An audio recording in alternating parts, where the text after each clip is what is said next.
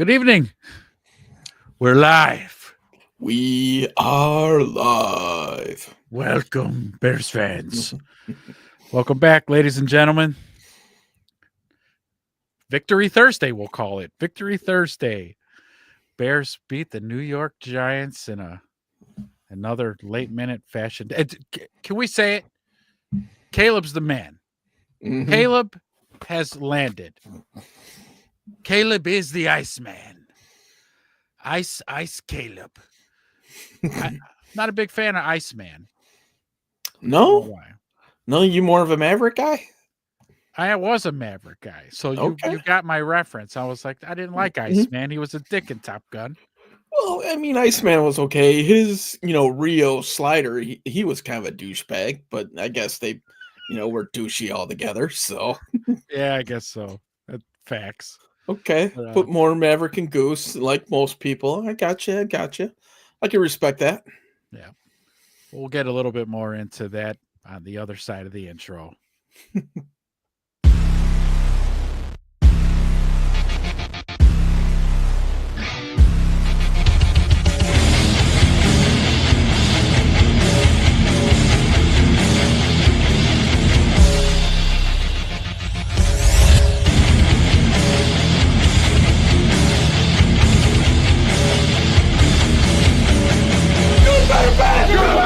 Never let it rest. Never let it rest. You're good gets better. And you better get better.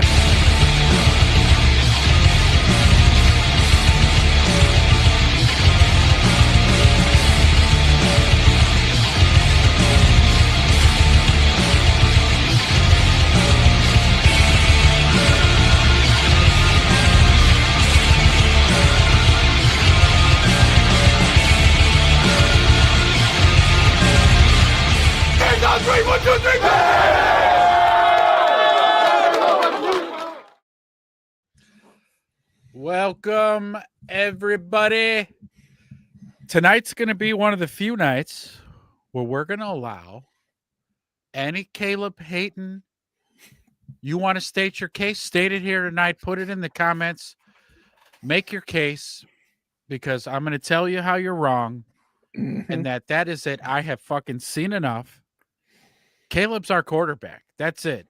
There's no more denying and no more. I got to see one more game. I need to see just a little bit more. That's it. I've seen it. I don't need to see any more. How many more comeback wins do you need to see? And him doing it all different ways. He doesn't get fucking sacked all game against the Giants. He's throwing the ball and he's running it. Now he's marrying both of those skill sets that he has to move the football, score touchdowns, and now I just that's it. But if you think Caleb still ain't shit and we should have kept Justin, throw it in the chat. You're welcome. This is a open space for ideas. We were not going to curse you out or act crazy, but I mean, you could tell us what you think. Yeah, Drew. come on. Bust out your best Samuel L. Jackson, right? Well, allow me to retort. Bring it. Let's go. Because we will retort as well.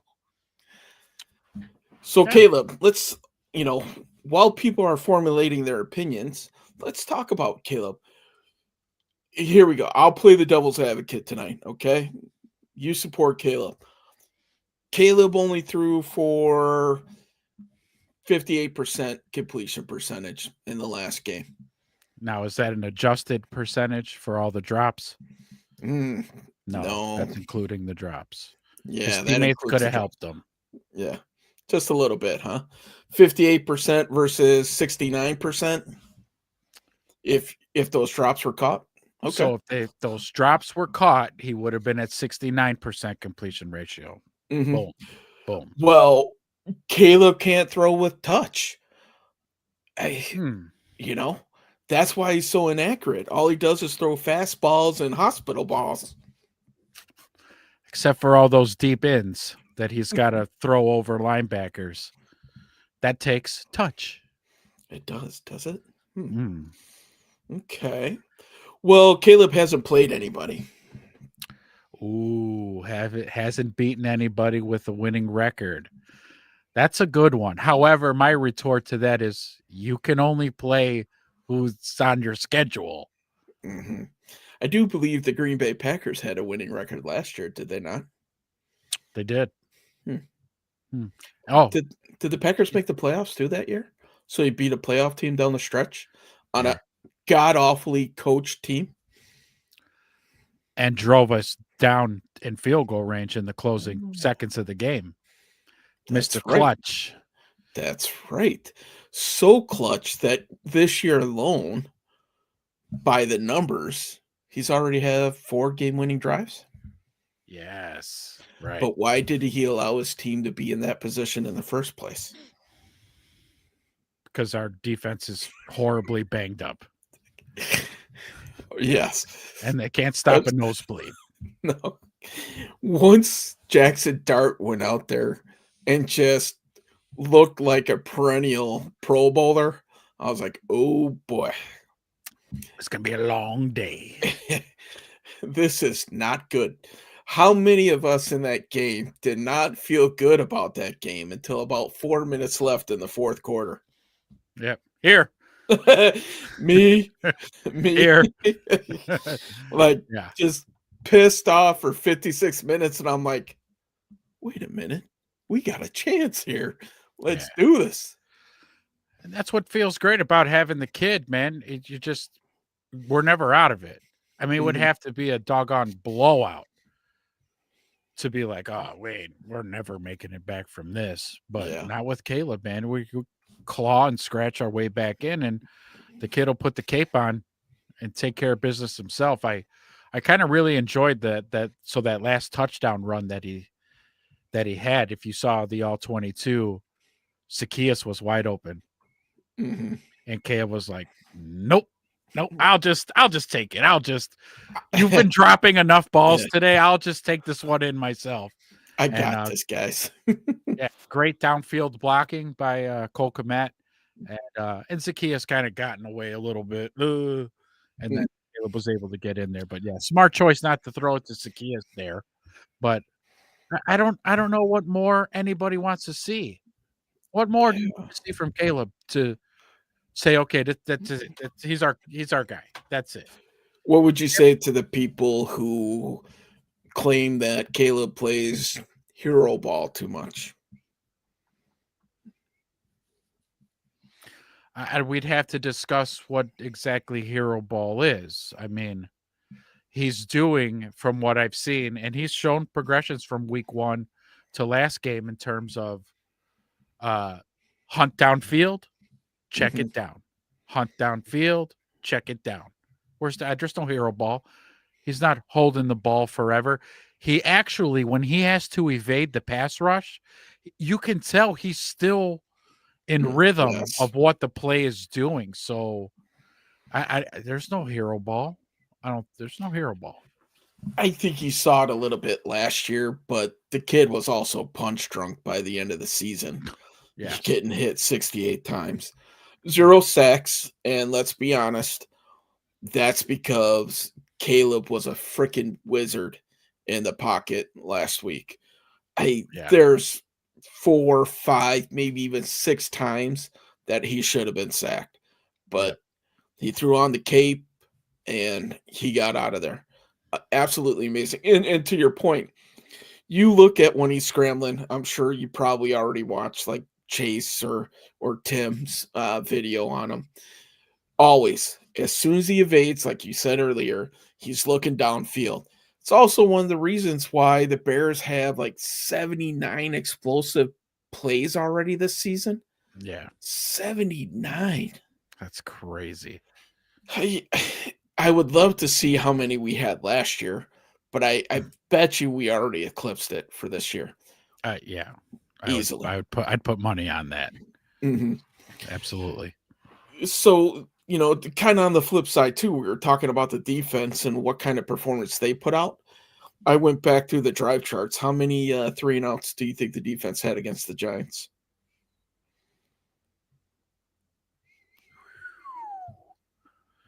Can you remember Um any? that last drive I thought maybe might that have was been 2, one. but no, Oh, it wasn't. no. I don't know then. Not many. 0 to be Oh, exact. there, all right. 0 Okay. 3 and outs, which Freaking was none. shocking. I remember last Wow. year tracking that because that's usually a measure of a defense. How many 3 and outs? We won a game where our defense did not force any 3 and outs. Holy, what? Wow. It's because we have an offense. It's Yeah. because we have a run game. It's because we have a playmaker at quarterback, which we haven't been able to say in 15 freaking years. Minimum. Yeah. And we have playmakers on the outside, which is Yes. fun to say too. I mean, we might have always had playmakers. We just never had anybody to throw them the ball. That's probably the big part of it. Correct. I agree. That's another variable. Right. Right. I mean, so if you're wondering what side this show is on Caleb, after this last 10 minutes, you should have no doubt.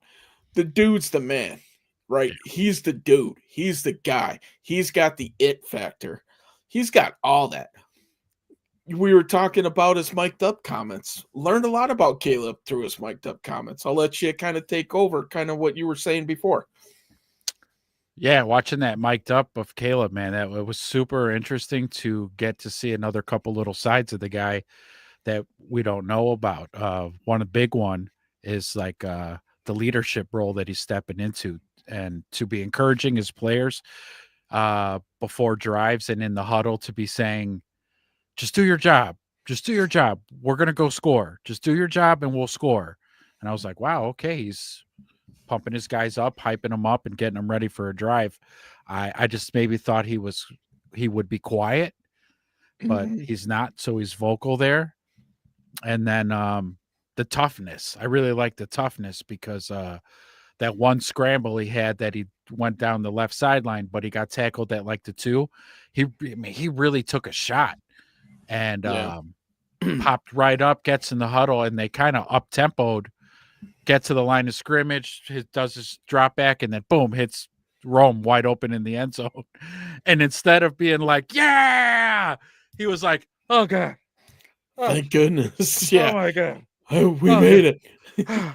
yeah." He runs to the sideline and Case Keenum's all like, "You having fun?" "I am." Yeah. Caleb's like, "Oh God." You better get ready because you're gonna go win the game for us. Yeah, insane. I I mean, love that stuff, man. just the energy is awesome. It's if there was any question, and we've talked about it almost to nauseum here, the culture has changed. It really has. You look at the sideline, you look at the locker room, it just the guys are bought in. And how many of these games where we were down late, if this was last year, that instead of losing by 10, you would have lost by 21 because you just mailed it in at that point. Yeah. Hey, Right. the defense right now, they're riddled with injuries. They're struggling, but the offense for once is finally picking these guys up.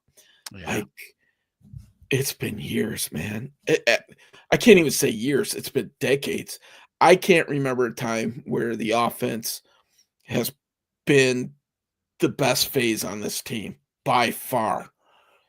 And that's saying something, man. I mean, Yeah.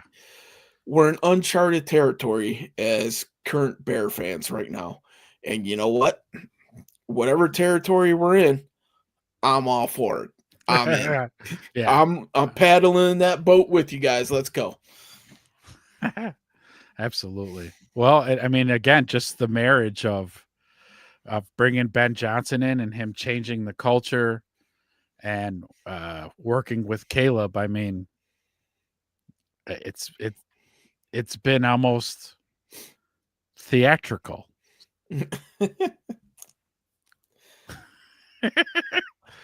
There he is on Caleb's back, schooling him just like Yoda did Luke Skywalker.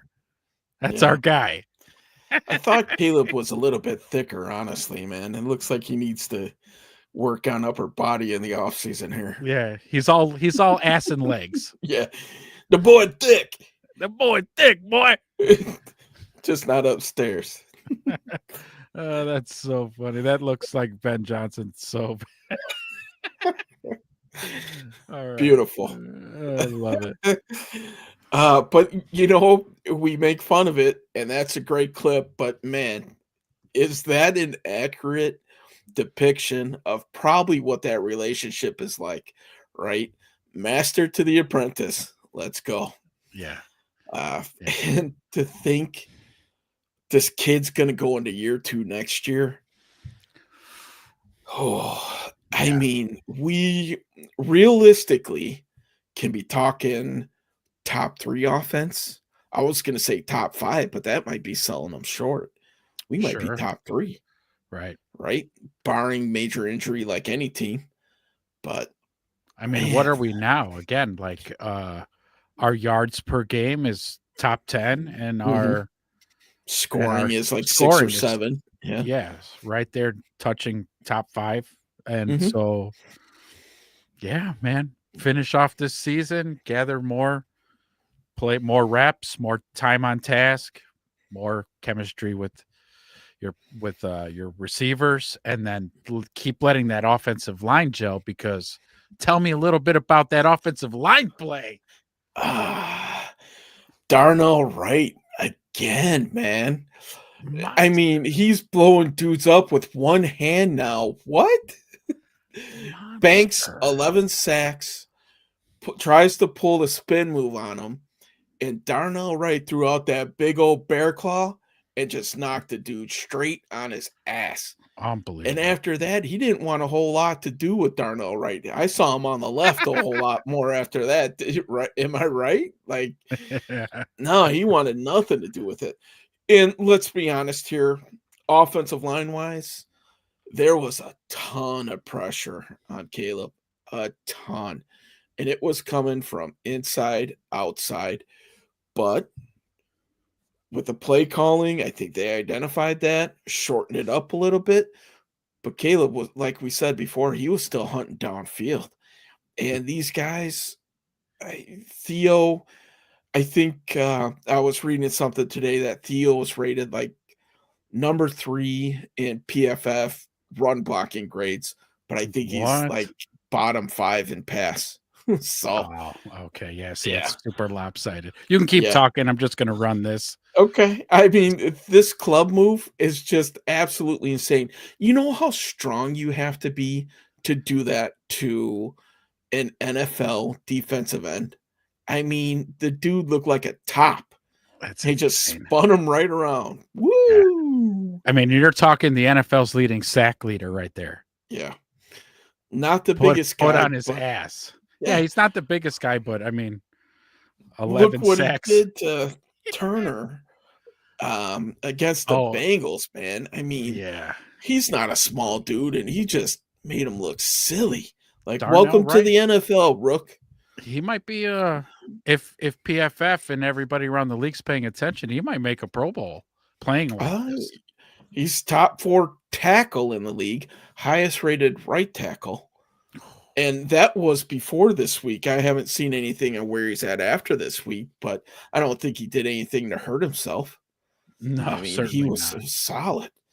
Yeah. I mean, that's a corner piece to build around. And if we can find a young left tackle or develop Theo's pass blocking technique, if he's that much of a mauler in the run game, and even if you get him to average or above average in the pass game, Theo could be a decent player for him too. Yeah. Me personally, I would rather be stronger at the pass blocking at the Right. left tackle, especially. Right tackle is usually the reverse because it's the front side, it's not the blind side, blah, blah, Right. blah. But I mean, I think we talked about it. I think they're still going to look left tackle, especially in the draft. That's going to be one of the key offensive positions that they're going to look for. Yeah, I So, agree. I mhm. agree. Because I don't mean, as much as Theo Benedict can work on his pass pro, the odds of him maybe developing into some superstar left tackle is Yeah. probably pretty slim. Your odds are better, like you said, draft high, a left Mhm. tackle, draft him high, and then now it's like not a sure thing, but darn near, Yeah. Depending- And Theo will still have a place on this team with how he played this year. Um, Absolutely. Depth you know, piece. undrafted free agent was one of the international players, so they got like the free roster spot for him. Um, so yeah, I mean, where would we be without him this year? I the rookie Trapillo, maybe? Who knows how that would have gone? I Right. mean, maybe similar best case scenario. Braxton Jones is hurt, so he wouldn't be in there. And we know what we get with Braxton Jones. A couple games he would have been all right because he went up against a couple speed rushers, but Right. I mean, the dude's got no anchor. We've talked about that at great depth, and we've seen it for 3 or 4 years. The bull rush just takes him right into the quarterback's lap. Yep. I'm guessing he probably won't be here next year. Yeah, it's a shame that he got hurt and was on the IR for the trade deadline. I Yeah. do have a feeling he would have been shipped out if he wasn't. But Oh, right. Like a little mm, trade tape. Yeah. maybe mid-round pick, 4th or 5th, somebody who has a left tackle that's hurt coming back in 4 or 5 weeks but needs to get through. Yeah. There's plenty of teams out there, so that I think would have been able to use his services for a while, but no, can't even do that right. Can't even stay healthy. So, Ladies and thanks. Yeah. gentlemen, 17 of you. Anybody want to comment in the chat? Anybody doubters out there for Caleb? Any Caleb lovers out there? Drop Mhm. it in the comment section. Let us know. Yay, Caleb. Caleb sucks. Or do you just hate him because he We wears want nail Tyson. polish? Mhm. Yeah, any Bajent truthers out there? Comment. I think we said it last show talking about Bajent. I mean, dude, just because we're saying we don't want Bajent to start doesn't mean we say Bajent sucks. Like I'm happy with Bajent being our backup. I feel Mhm. comfortable with Bajent being our backup. If he's got to play 2 games, 4 games even, because we've seen him go on a 4-game stretch when Justin got hurt, and he went 2-2. He threw more interceptions than touchdowns, but he was fun to watch. He seemed to read defenses well and threw to open guys, and he's athletic, and I like Bajan. And his game will probably get better too. I mean, because he's working under Ben Johnson too, so Yeah. he's So, obviously going to grow as well. yeah, if we're talking quarterbacks, okay, let's throw out this hypothetical. I mean, Caleb has been an Iron Man, hasn't missed a snap, I don't No, think. So, would you rather have somebody who is reliable and the best ability is availability? Or would you rather have a guy that throws for 75% completion percentage? You take the good with the bad sometimes, right? sure. Hey, if he's out there, then we have the right to bitch about him if he has a 50% completion game, right? But if he's not, then we can't bitch to all you Caleb haters out there. So, until then, shut your pie Yeah, hole, I guess. I don't that's know. it. That's it. Well, and they won't. They'll continue No. to nitpick and bring up obtuse points about why Caleb ain't the fucking guy. Like again, just that last game, the way that it ended when the game was over, I was just like, "That's it. I've seen Yeah. enough." I kind of like the same way I was with Justin, but in reverse. Like when I had seen enough. That's it. I fucking seen enough of Justin. That's it. Yeah. This kid can't fucking read a defense. He doesn't know when a blitz is coming. He doesn't know where the blitz is coming from. He has no idea where to go with the ball. Like, yeah, I've seen enough. But no, Caleb on the good side of that. I'm like, that's it. Nope, this is our kid. This is our guy. This is our guy. Do you think Justin would have been able to make the transition to under center like Caleb has? No way. Well, did he? Why did he play just as much shotgun in college as Justin? Caleb? That's yeah. Is Yeah. that all they ran? Ohio Air State, raid. man. Pistol. And with the Bears for the most part, I'm trying to think back and I'm trying to unlock these suppressed memories of the Bears from 4 or 5 years ago when Justin was there. That would be very interesting to see how often How he was under many? center. I would say slim to none. With I mean, Nagy, I don't think he would had him under there. I, I don't know. That'd be a good question. I'd be curious, but in Ohio State, that's wide open, 4 wide receivers, spread them out, typical spread. That's how they attack, and all the runs and everything were out of pistol. Look at Green Bay and all the grief that they're getting right now, running out of shotgun and pistol on 4th and 1 and get stuffed every time. Yeah. That was a So beautiful game, by so the way. I do. I got a little number. I got some numbers here for you. Okay, let's hear them. Uh, I'd be curious. so for the 2023 season with the Bears, Justin Fields only took so your feeling was right. Mhm. Only took 17% of snaps Wow. under center. That is 27 of his 370 pass attempts. Was under center.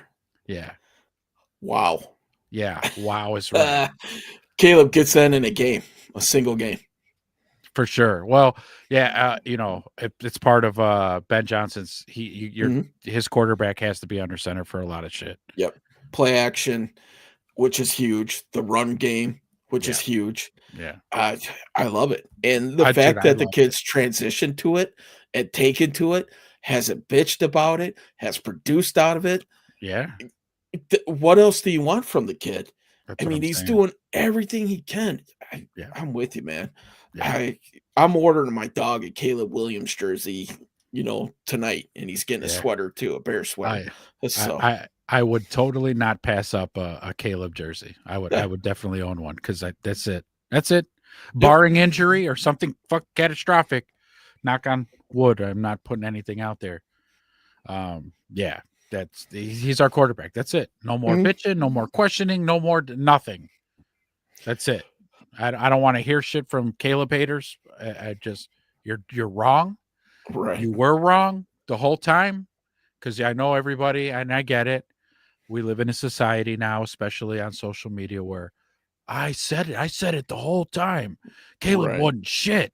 I was right. Like people want to be right and their egos get in the way. But yeah, on the Caleb tip, you're dead ass wrong. You're wrong. Dead ass wrong. Yeah. We know on that Caleb, you can have an opinion. Yeah. Yeah. Hating on Caleb at this stage, it's now a you problem.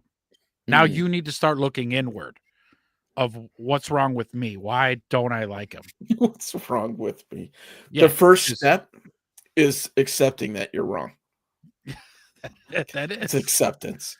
Acceptance. And then just come over to the Caleb side, man. And then come if back. It helps, yeah. I was going to say, if it helps, I'll paint my nails. I don't care. As long as you're throwing for 4,000 yards and 30 touchdowns and taking us to the playoffs, paint whatever the hell you want. I'll tell you what, if we make the playoffs, I'll paint my pinky nail. Okay. All right. All right. I'm not scared of an athlete wearing. I don't know where this, especially for Chicago fans. Shame on you if you got something against somebody who paints their nails, because I'm going to say this again. I know I've said it before, but we had an athlete in Chicago for a number of years who wore nail polish, and nobody really seemed to care that much. No. Nobody questioned his manhood. Well, maybe because he was smashing Carmen Electra. Yeah, I was going to say.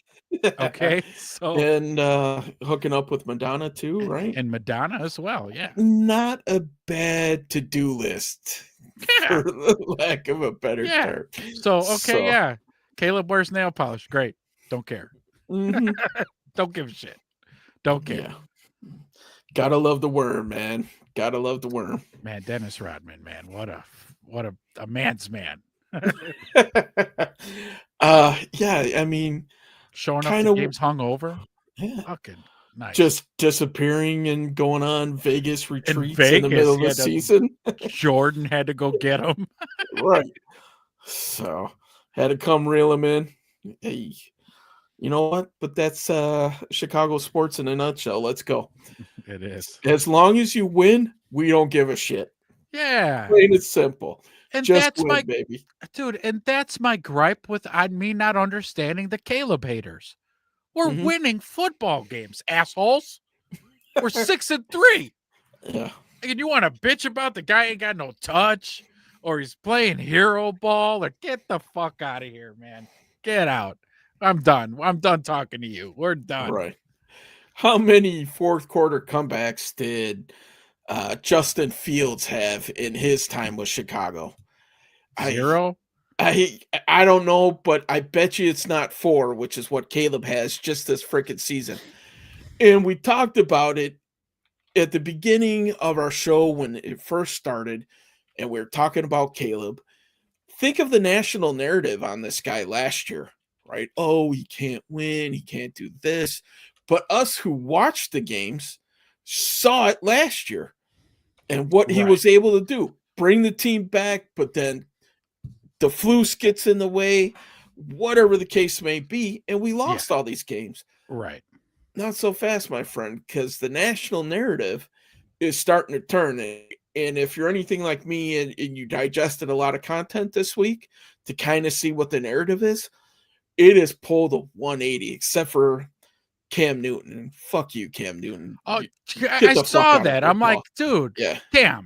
Cam, dude. Yeah. If there would be somebody to understand a young quarterback's plight trying to find his way in the NFL, it would be you, asshole. What are you? You too big now?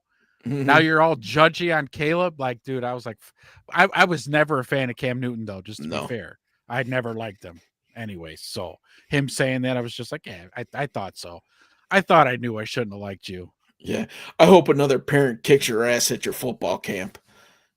Bitch. Maybe it was another coach. I don't know.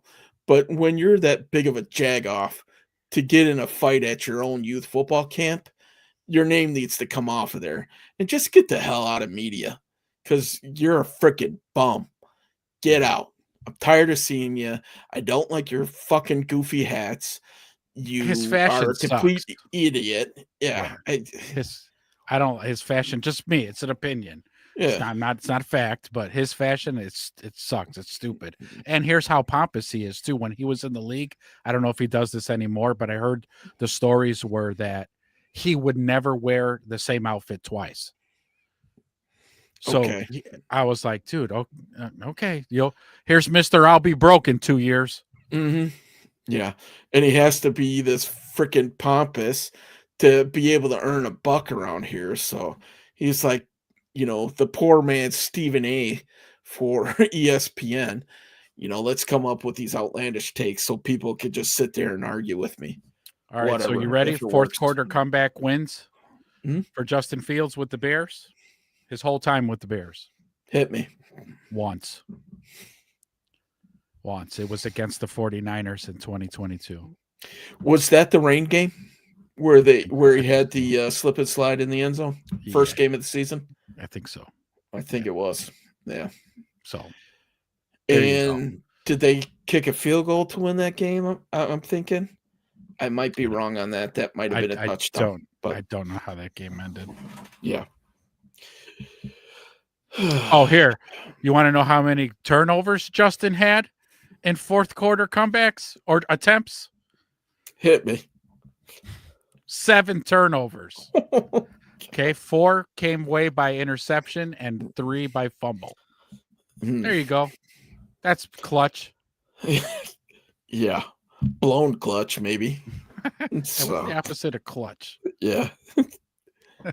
Accident prone, disaster, choke meister, chokers. Yeah. All right, well, I'm glad more guests are filing in. We're talking about Caleb Williams, y'all. That he's the man, in our opinion. If you have a different opinion, let us know. Join the chat. Let us know. Caleb Williams ain't shit, or is he our franchise quarterback? Yeah. It's amazing to see the kid operate. And call it what you want, Homer looking through the Bears colored lenses. I don't care what you call it. Like you said, he's the dude. He's our guy. I think as long as Ben Johnson is with this organization, Caleb was with this organization. And that marriage there over the course of 10 years, hopefully they both last that long.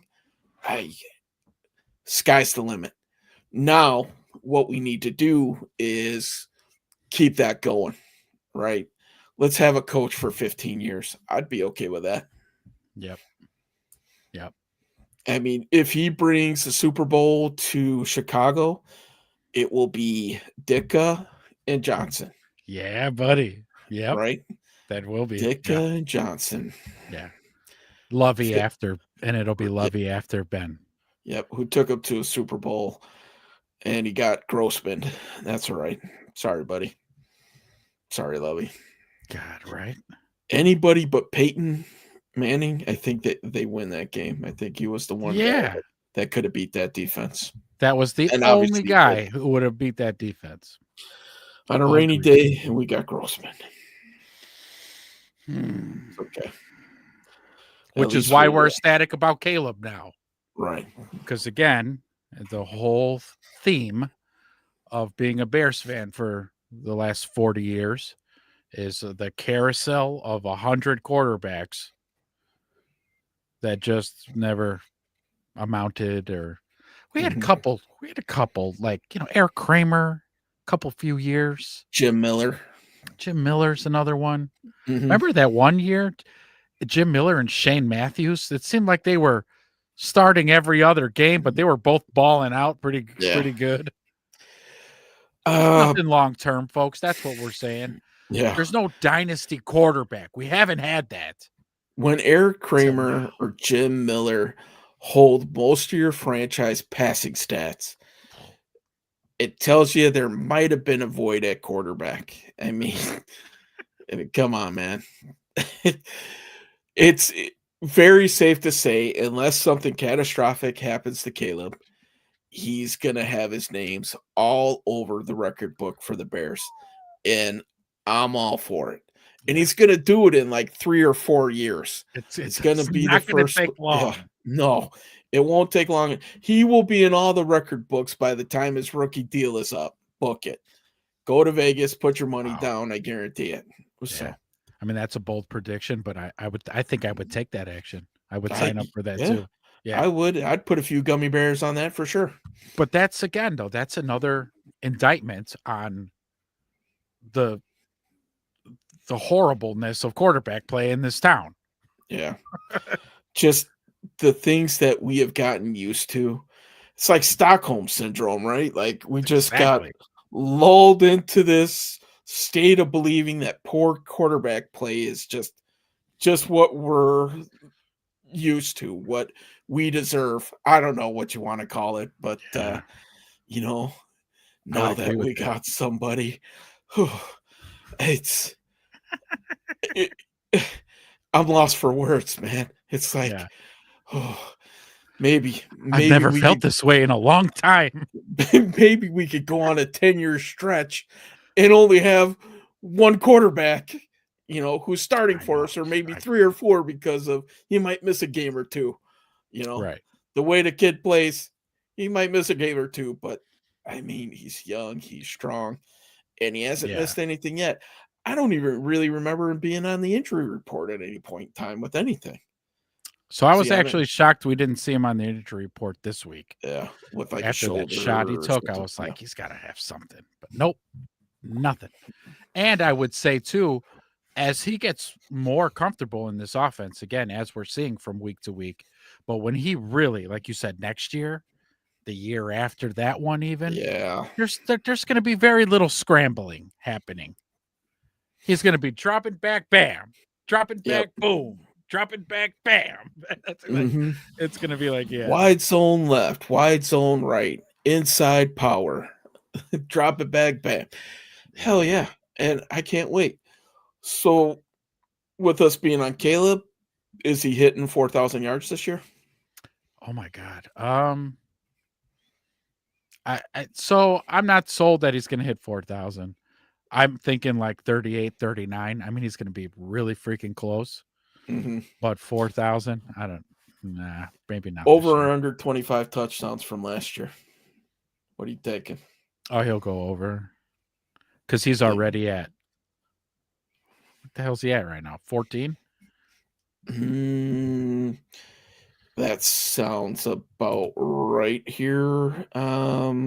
He is 13 touchdowns to 4 13. picks right now. Yeah. 13. 13. Mhm. Yeah, he'll be over Okay. I'm thinking that 25 to 30 range. somewhere in there. Yeah. Okay. Okay. Maybe 26, 27, 28, somewhere in there. I Who knows, think though? we'll Could be more. see. Could be less. I'm still waiting for like the 400-yard game from him. It's in that right arm. I could see it. I'm Yeah. just waiting for it. Yeah. Like 28 for 35 game for 4 bills, 4 touchdowns. Mm. And he might need to pull 1 or 2 of those games out down the stretch. We'll see. We'll see. Yeah. Yeah. So I don't know how much you want to start getting into maybe some of the other players, or if you want to recap the Giants and circle back around. I think we've stated our case for Caleb Yeah. pretty strongly here. You know, I kind of wouldn't mind talking about sticking with the Giants game for a little bit. Let's our defense. We've got I know we're riddled with injury. I get it. And the next men are stepping in and stepping up. But it just from your starters to secondary, there's a drop off. Yeah. It's not like next man up and you got another Jalen Johnson. You don't. You got Nashawn Wright. So I just wonder how sustainable going forward without our starters. I mean, we don't have a choice. If they're not healthy, we're going with the backup guys. But we could have, and I don't want to get too much into Minnesota, but we gotta remember what happened with Cincinnati with 2 stud wide receivers. Well, we got 2. We're meeting this. I was going to say coming into town, but we're in Minnesota. Yeah. The only saving grace there is just, who's going to show up, JJ or 9? Yeah. We'll get into that. We'll get into that on Sunday. But so injuries on defense really shown. If it wasn't for Jackson Dart getting hurt in that Giants game, there's a good possibility we don't win that game. That was going to be my next question I asked you. Do the Bears win that game if Dart doesn't get knocked the fuck out? Probably not. Hey, I agree with you, man. Russ looks so bad. Russell Wilson, yeah, I know you've had a great career, buddy, but just walk off into the sunset, man. Hang him up. Yeah, call it a career. You and Rodgers need to get together. You know, take some ayahuasca or start a podcast or together. whatever you got to do, and then just whatever, man. Whatever prayer that old Jameis Winston told Russ must have been the wrong one because it didn't work. Russ didn't go out there hunting W's, that's for sure. So Jameis must have been praying that he gets the next start. Yeah, and he is. He is praying for some crab legs or something. I don't know. Oh, crab legs Jenkins. Eating dubs. One of my favorite speeches of all times. So let's talk about the defense in that game. Who would you say played the best game for the Bears on defense? Game? Yeah, the guy we just signed 2 weeks ago. Does that say something? Maybe. Let's be honest. He's been the best player since he's been on the Bears roster for the defense. I will say maybe a close second. It would be Sweat, because he does seem to be. I don't know if maybe he needed to work up a lather to get it going in week 9. Maybe he listens to the show and realizes that he was dicking the dog a little bit. I don't know. Yeah, but something like that, or it could have been one of those things where he was maybe not as healthy as they were telling us he was, and he had to work through something, and now maybe he's feeling better. I don't. Sack and a right. half last week for Sweat, right? Mhm. Yeah. His That's highest 1 sack sack. total game. So he's had a sack in each of his last 4 games. Yeah. So you keep that up, buddy. We're going to be all right. Keep that up. So we're talking about the defense while we're there during this Giants game. Thoughts on Austin Booker? What'd you think of him? Um, wow. I only remember seeing him a couple times, so maybe that's a good thing. Mhm. I think he too is also getting his sea legs. You know, I watched some film on Austin Booker. I was kind of curious to see if maybe you saw him jump off of the screen a little bit like I did, but um, pretty good pass rush. We thought he was a pass rush specialist, but I tell you what, man, from watching the tape and watching some film on him, his run fits were just as impressive as his pass rushing. And Nice. if that's the case, we might have something there. Yeah. It might be another year out or whatever. We talked about it before with Odangbo being down for the season. He's going to get a shot. So we're going to see what he has, and we're going to see what he has. He's going up a pretty good against a good left tackle in Darashaw this week in Yeah. Minnesota. So let's see what you got, big boy. Yeah. You know, you got fresh legs coming in. You're healthy. Hey, to me, he looks bigger this season. I He don't did put remember him on. look. Yeah, You're right. No, he put on some man weight in the yeah. offseason. Mhm. It I don't remember him looking this big in the offseason even. So even like if he was down, man, I think he was hitting the weight room because he Protein looks and a little weights. bit. Yeah, weight Well, gain 3,000, right? this is kind of like that's Dennis Allen's scheme. That's what Yeah, he he likes likes big D ends. yeah, he likes the edges to be bigger. So he Mhm. probably told him, "Hey, if you want to be on this team and a part of my defense, we're gonna need you to put on a few pounds." Yeah, and even Okay. when he did, the early results show that he didn't slow down at all. So Yeah. I'm excited to see what he does for the rest of this season. I think the table's set for the young man. Um, It's I mean, it's his job to lose from here on mhm. out. So And if that contract was front loaded for Dangbo, I would have to look into his contract situation, but even when he was healthy, he was not living up to the billing. Let's be honest. That no, was not a good signing. definitely not. No. So, No. This one might be on that polls list when we review mhm, his performance at the end of the season. yeah, That one's being chalked up as that was a bad one. yeah. Good thing he has Tooney. That seems to be one of the best moves he might have made. Yeah. He's just so good. I mean, Every so play, so good. Tooney's was huge, right? His consistency is awesome. Mhm, But I would say just the interior of that offensive line just was kudos. Good job. yeah. Jackson seems to be kind of rounding into form. He's Yeah. been playing a lot better. Yeah. He's playing stronger. Hey, Dahlman seems to be.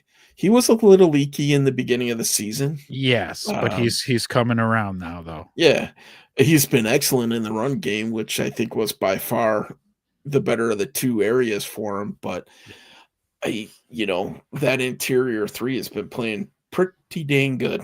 Yeah. And Pretty dang again, good. with Darnell playing as good as he is, I mean, we have a very formidable offensive line. I forgot what I thought I heard somebody on Chicago radio mention where our offensive line is ranked in PFF. It's high. Yeah. It's stupid high. I think 2 weeks ago for the week they were ranked number one, but I'm pretty Oh, sure they're ranked in the top three for the year, which is saying something because those first 2 weeks were not good. no.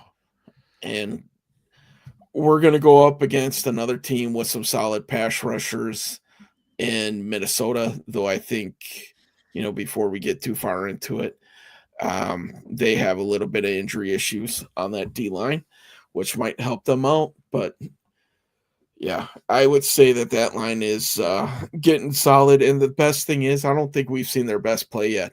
I think they could still get a little bit better. Yeah, and that's and that's so kick ass because you're right. Yeah, it's only going to get better. Right here. PFF has the Chicago Bears offensive line ranked among the top 5. Okay. The Bears are only one of 2 teams ranked in the top 5 for both pass blocking and run blocking. Wow.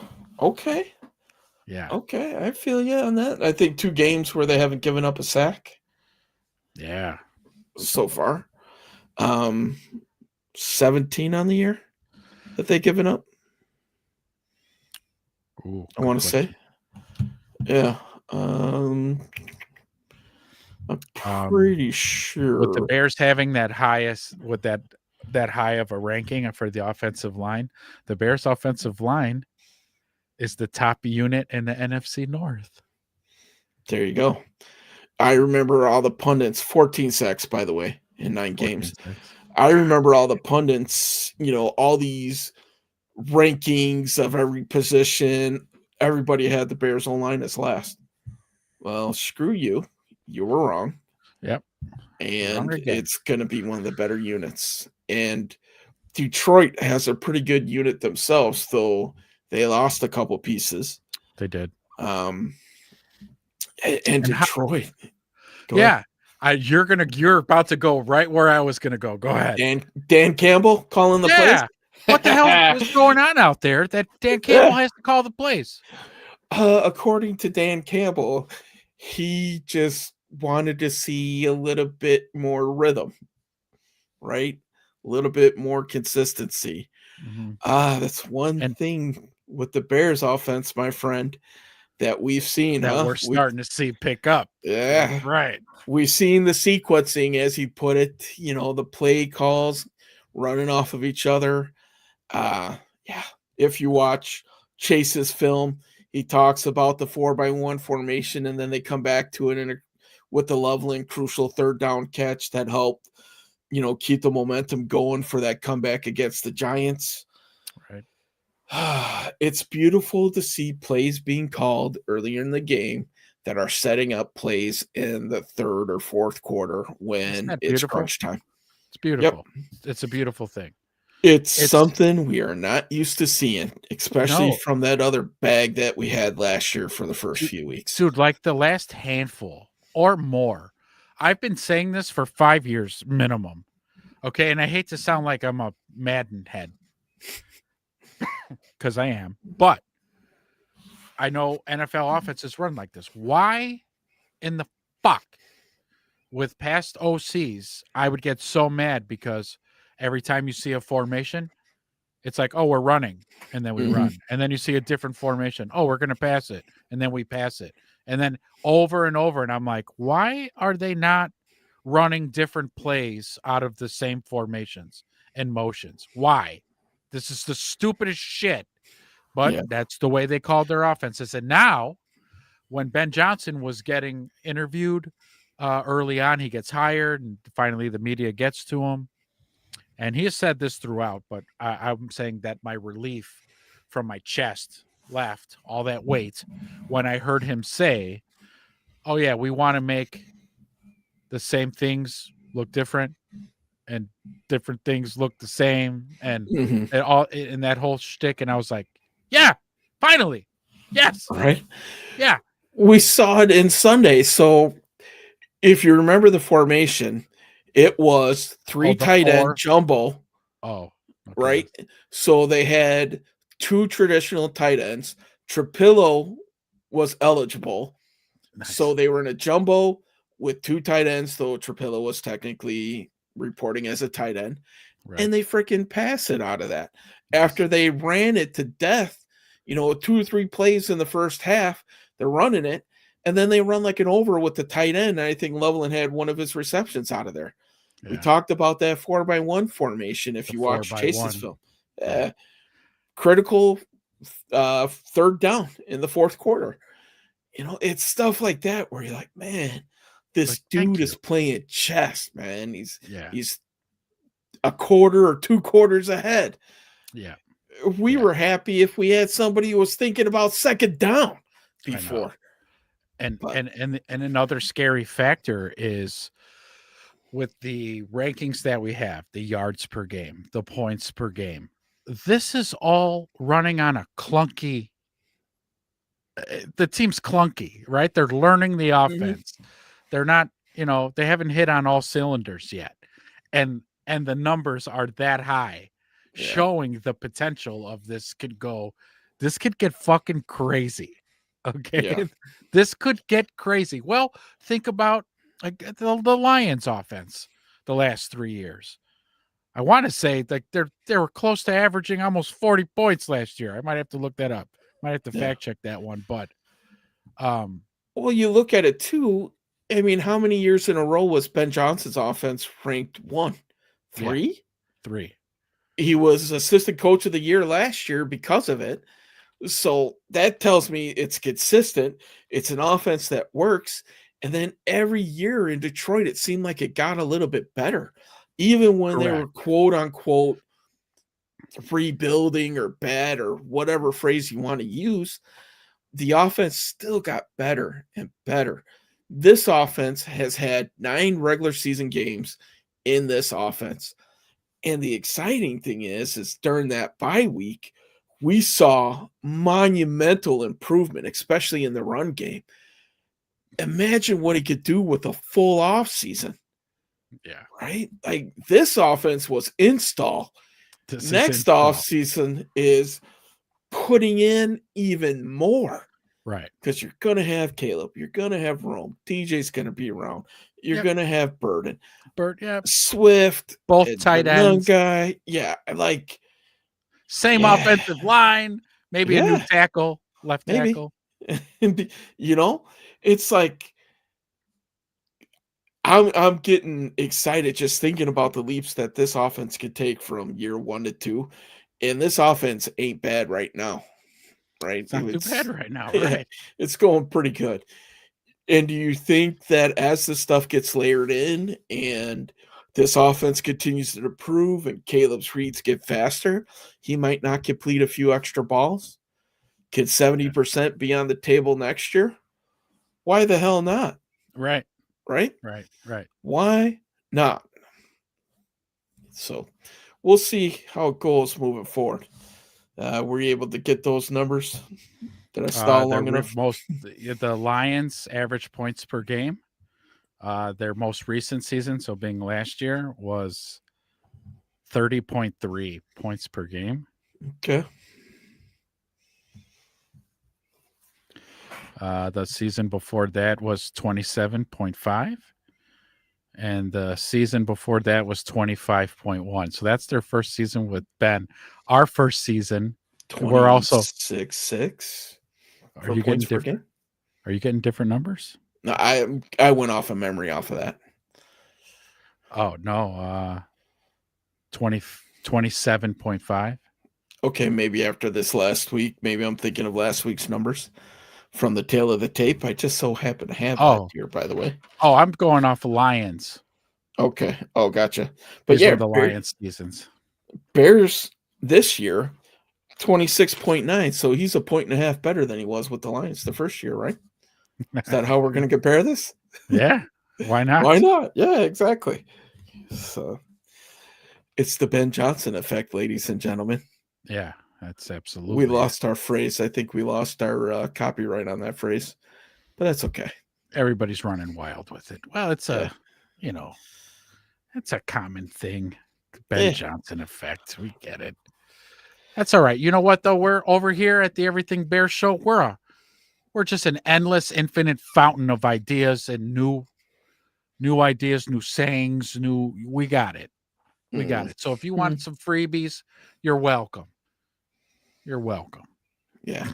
Take it and run with it. Take If it you and run make with it. t-shirts, just give me a small cut, man. I don't need a whole lot, just enough to maybe buy a brisket or two for the old smoker. So, uh, Giants game, wrapping that guy up. yeah. Man, that win was so badly needed. in order to make that Yeah. playoff push, right? Like Playoffs. playoffs. Yeah, playoffs. Without that win, I don't know if we could talk it. They'd be hunting 5 wins for the rest of the year. With it, we need 4. Yeah. So 4 now we're in hunting what, 8 10. games? Yeah. So we need 4 wins in 8 games. Got to go 500 for the rest of the year to get in. We have who do we have? We have Vikings, I'll pull it up. Steelers, Eagles, Packers, 49ers, or Browns. Lions, or Brian. Yep, Browns in there. Then the Packers. Yeah, and then 49ers and Lions again. They close. They close with the Lions, right? Close with the Lions. Yeah. So 4 wins out of that. Dude, with the way the division is right now, if they go tick for tack the whole rest of the season, and that last game of the year ends up being like for the division, dude, it's gonna be pandemonium. It's gonna be. I'm gonna be so fucking blackout drunk. I'm not even gonna be able to see the game. And that's at home too, isn't it? Last game is outside. I think it's at home. Yeah, at home because I think they got drubbed at in Ford Field. So yeah. Soldiers Field, baby. Woo. Yeah. Or a Waffle House Stadium. Yeah, Waffle House, baby. Welcome to the Waffle Iron. All right. So anybody who follows me on Twitter, this is from when we first got to see the stadium renderings. I just thought that the stadium design was stupid and looked like a big waffle iron. And I said the only way I'd be cool with this stadium being built just like that is if they put that badging on. If this was the Chicago Bears of Arlington Heights at Waffle House Stadium, I'd be like, oh, cool. I like that stadium. I'm in. I get it. I'm trying to get season tickets. I get it. So like it's theme based. You see, that's the handle. Yeah. Up front, you just pull up the thing and get your waffle out of there. The fancy one. That's not like the hotel one where you got to flip it over for the waffle. Yeah, no. You don't have to flip this one. Okay, good. Somebody travels. Yeah. As a matter of fact, I had one of those waffles about a week and a half ago when I was on the road. Now, hopefully, every time you see one when you're out on the road, you'll go, "Hey, that's the new Soldier Field." Oh, that reminds me of my Bears stadium. Oh man, but yeah. So let's run through these really quick, okay? Out of these remaining games, 8 games, we need 4 wins. So would this Vikings game coming up, is this another must-win game? Would I call it must win? Against the I think if you want to talk about making any noise in the division, yes, it has to be a game that they have to go out and get. Do I think that they could still have a shot at the playoffs if they don't win it? Yeah, but now you're talking like you're going to have to go out and probably beat somebody you're not supposed to, right? Yeah. All these national pundits are like, okay, who have the Bears beaten? They're right. Okay, that's a fair narrative. I'll give that to them. But like you said before, you can only play the people who are on your schedule. And so far, that's led us to a 6-3 record. Yeah. Right?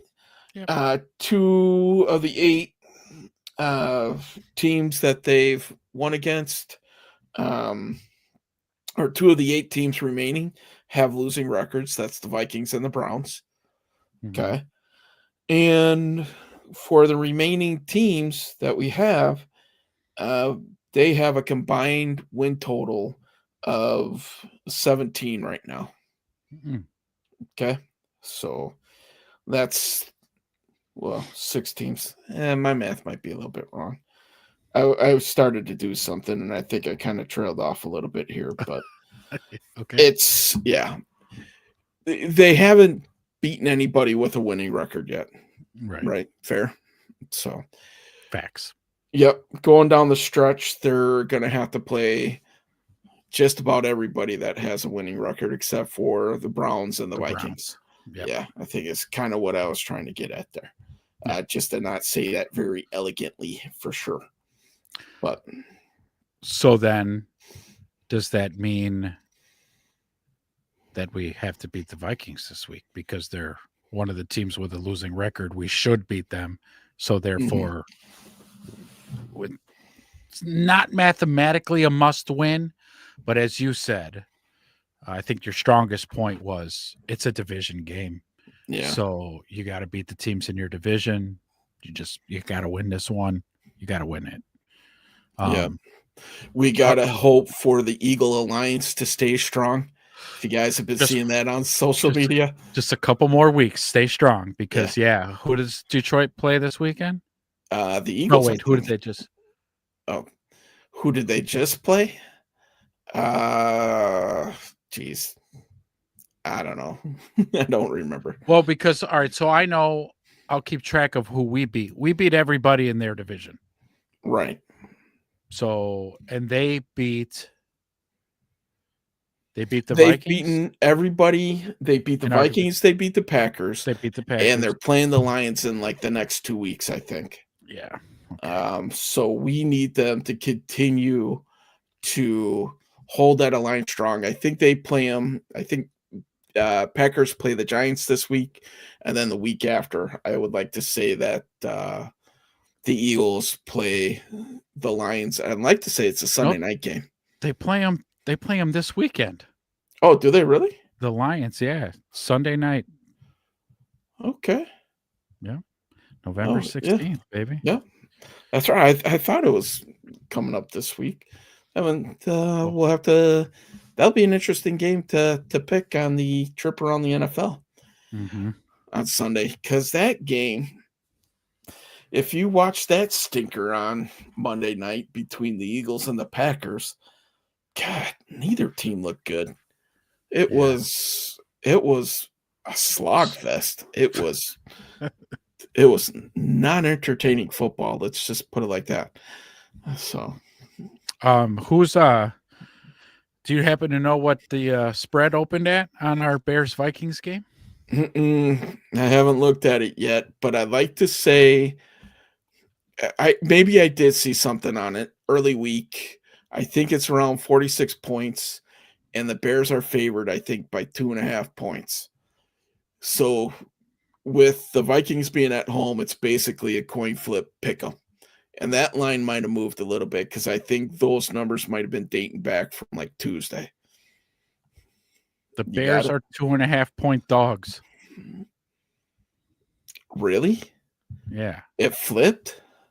Maybe that's what it was. I remember it being 2.5 points. So basically they're calling it a coin flip game, right? Because the home team gets 3 points. Yeah. 2.5 point dogs. Okay. It's crazy. Well, I mean, more billboard. Yeah, material. We saw what happened with the Bengals that had 2 good receivers, but the trigger man's not anywhere near what. Can I say this? What Flacco is? I don't know. No, he does not. He's essentially a rookie. Yeah, who's been pulled, who's now is back in. And so he's not Joe Flacco. Joe Flacco just has the years of experience, all the reps. He's been to the big show. He's been to the playoffs. He's like Aaron Rodgers, you know. Is he old? Yeah, but he's played a lot of NFL football. Yeah. At a high level with success. And so it was not a big deal for him to carve up our defense with 2 of the best wide receivers in the league. Now, here come the Vikings, who also have 2 of the best receivers in the league. But, you know, again, a young quarterback who let's face it, has been highly inconsistent. Yeah. Good old number 9. Number 9. 9 is half of 18. That's true. That's very true. So Caleb is twice the man JJ is. Mm-hmm. Oh, Bears are favored. You're showing that the Bears are -2.5? Yeah, it literally says right here the Minnesota Vikings are favored to win against the Chicago Bears. They are favored by a 2.5-point spread. Okay. Google be See, lying, I Google, guess. Google be bullshitting. Yeah. Fuck you, AI. Google's Yeah. bullshitting. Huh. Interesting. Hmm. Let me ask. Okay. Let me ask Vegas. What's the line this weekend, boys? Over under somewhere between 47, 48 points indoors. Yeah, Vegas, man. 2.5. Okay. 2.5 dogs. Actually, Vegas got them fucking -3. The Vikings -3. So 3-point favorites. Okay. All right. We'll see. Why do I have a feeling? I'm not going to get into it. I'm not going to tell you what my feeling is before Sunday and what my prediction is. It could change 'Cause in a couple of days. We need it injury yeah. reports. I need to hear from the coach one more time. Hmm. Tell me how good of a week of fucking practice we had. Yep. How locked in we are. Yeah. Yeah. Yeah. Hopefully he'll tell us that special teams got their head out of their asses. I will say this. Penalties in the Giants game. You remember 3. seeing very many flags? Yeah. 3. 3 for 25 yards. Mm-hmm. That's a world that I wouldn't mind living in for a few more weeks. Yeah, let's keep that rolling. Yeah. Yeah, I was really shocked at that. I was like, 3 penalties. Nice. Mhm. Finally. Yeah, finally.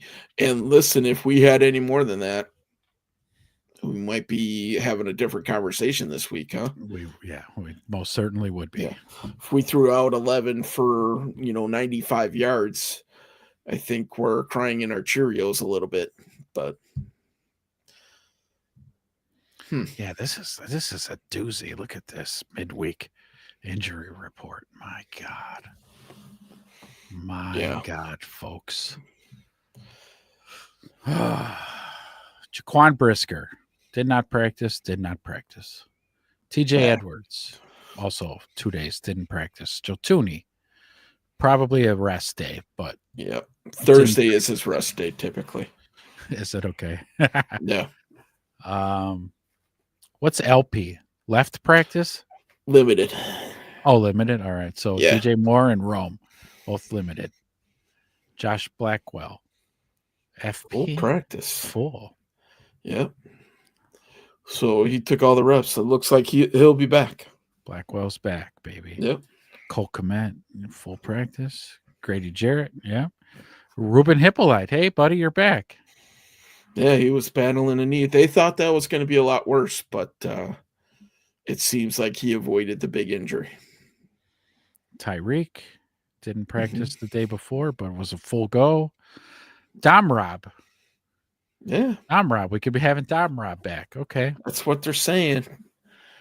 Swift, now instead of the groin, he's got the hip, but I'd rather see a hip than a groin. But full practice. For sure. Right? For sure. Mm-hmm. Or take the week off again and let's get Kyle some more work. Right. But okay. I think those two guys on that turf will have to be a story this week before we, just throwing that out there, and we'll probably explore that a little bit more on Sunday.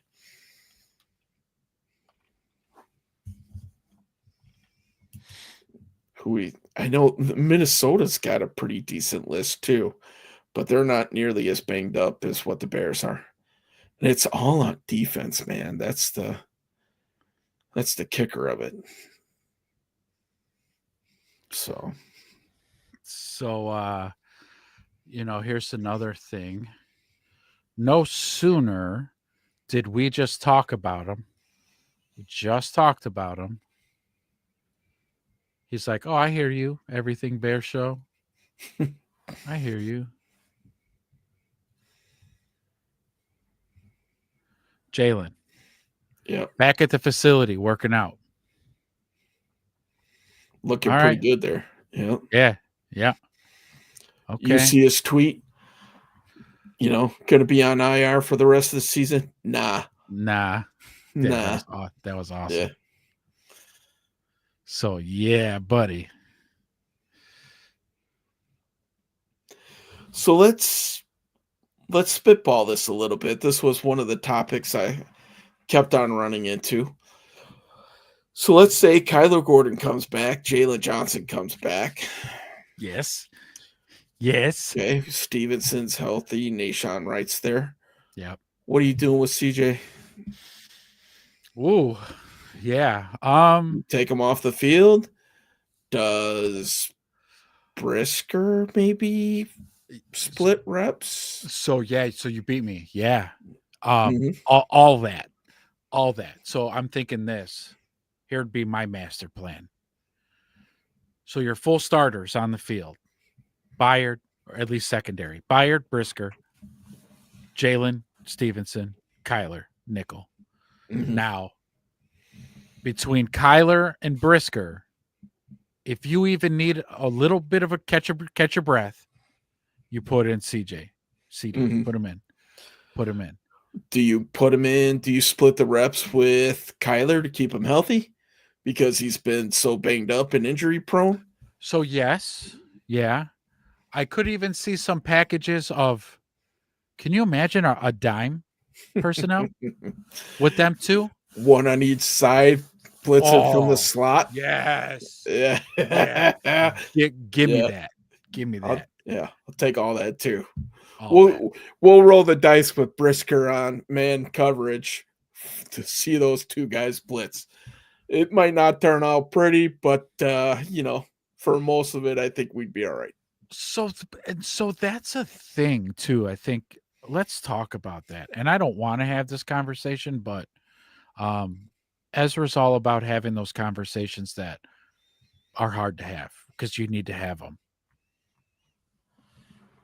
Answer this for me. Chat, there's 30 of you in here. Come on.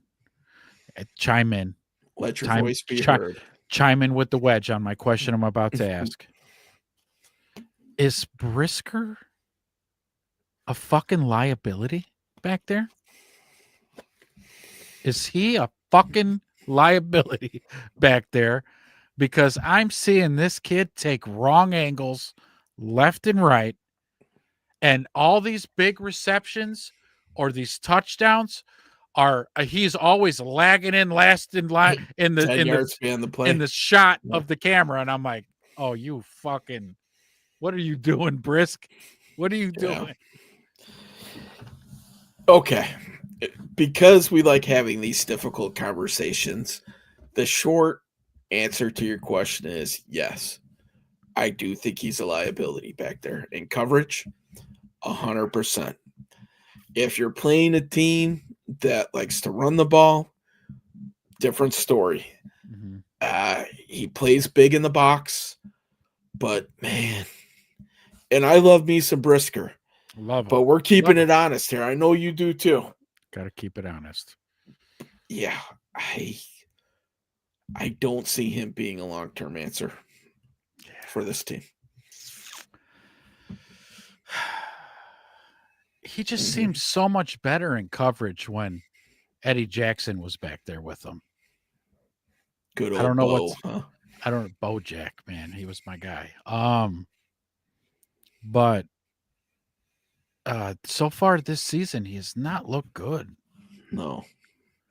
And that's not helping that back end of that secondary. And let's be honest, he's had a lot of opportunities to make some plays because these teams are throwing the ball all over the yard, and he's just nowhere to be seen.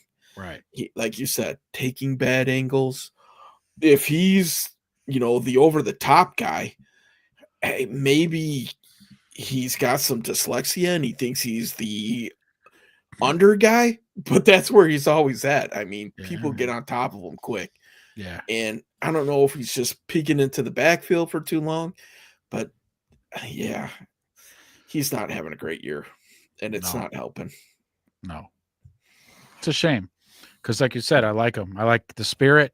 I like the physicality that he plays with, but out there in coverage, man, I feel like he's He's a damn liability. Yeah. Run support, like you say, he's awesome. Yeah. I think moving forward, if that scenario comes to fruition where all those guys are back, I would not be surprised to see 35 in the backfield, defensive backfield there. Not one bit. And you know what? I'd be okay with that, I think. Mm-hmm. Just to let's see what he's got. Let's see what he puts on tape. And when Brisker flashes, what is he doing? He's rushing the quarterback, right? Mm-hmm. He's blitzing. He's up in the box and blitzing. We know CJ can do that too. And it is probably a step up in coverage. I'd agree with you. I think that's a position of need all of a sudden. I think safety in general on the defense is going to be a position of need because Byard is, we talked about it. He's still sipping the water out of the fountain of youth, but there's one thing that's undefeated, and that's time, baby. Age and time, right? I mean, they'll get to you. And the clock's ticking for him. Yep. So there's we're only have to replace him. Yeah, there's only so much avocado ice cream you can eat to be TB12. So shit. Yeah. Dude. It's sorry, man. I feel like I should reach out and pat you on the back. It'll be okay. It'll be all right, though. We'll be all right. I follow Brisker on Twitter. I like him. So do I. So he's a good kid. Yeah. But you know, yeah, like you said, just call it out how it is, right? We'll give it to you honest. Yeah, and there it was. Mm-hmm. Brisker's a damn liability out there. It sucks. Who knows? Maybe he turns it around. Maybe he has better games than blown coverages like he's had so far. But he had that one pick against New Orleans where he was looking for Spencer to dish out some punishment. Yeah. Outside of that, a few sacks, a few pressures. Yeah. About it. That's about it from our guy. Yeah. Mm-hmm.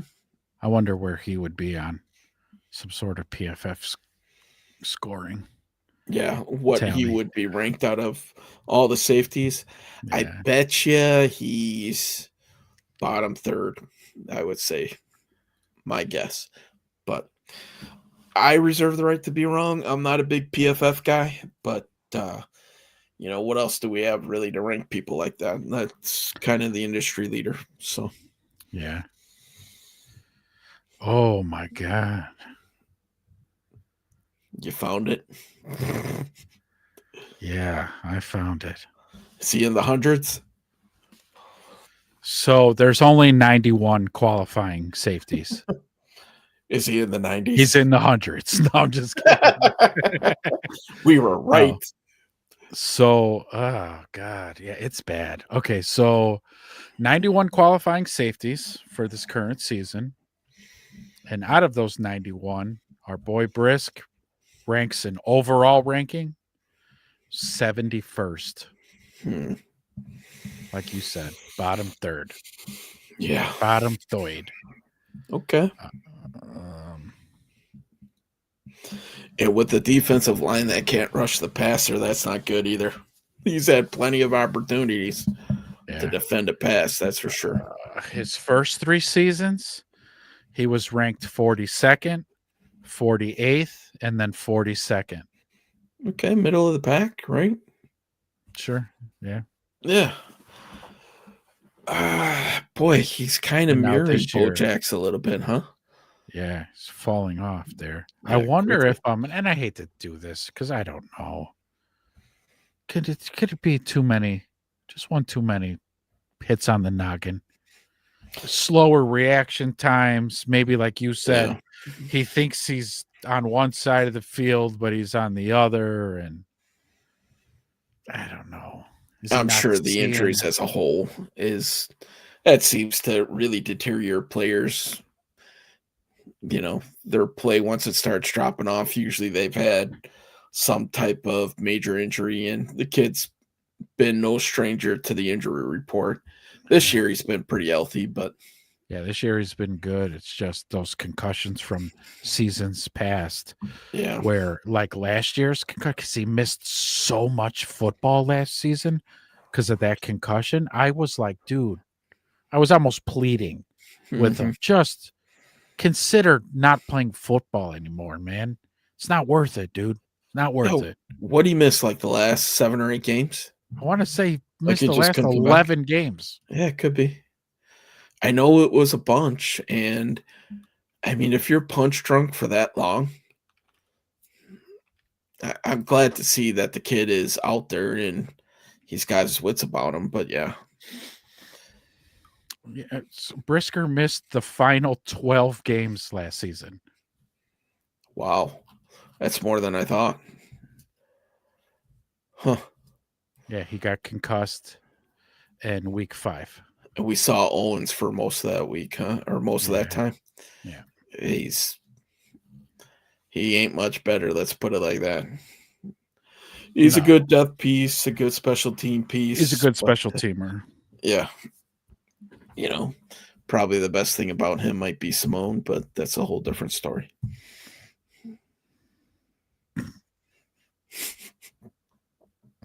Tried to sneak that one in. I almost got it by you.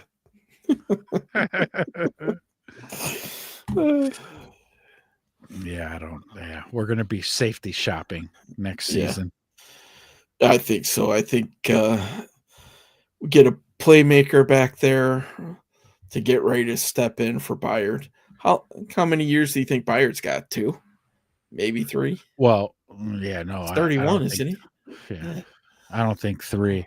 He'll finish up this season and maybe give us the whole season next year. I don't see him going much further than that. Yeah, it's And we should still look at safety anyways in case he gets hurt because he's old, and that's going to happen. yeah. Yeah, I think we talked about it pretty extensively. D-line and safety is where they need to go. I wouldn't mind seeing them looking for a younger linebacker either. I love Yeah. TJ Edwards. I love Edmonds, Mm-hmm. but You know, TJ's been a frequent visitor of the injury report. yeah, You know, it'd and be Noah nice to get some Toole, depth there. he's a liability in coverage. Oh yeah, we saw it in that Giants game. How many times? I mean, the kid hits like a freaking Mack truck. Unfortunately, he's like 4'10". Pretty easy to get the ball over him.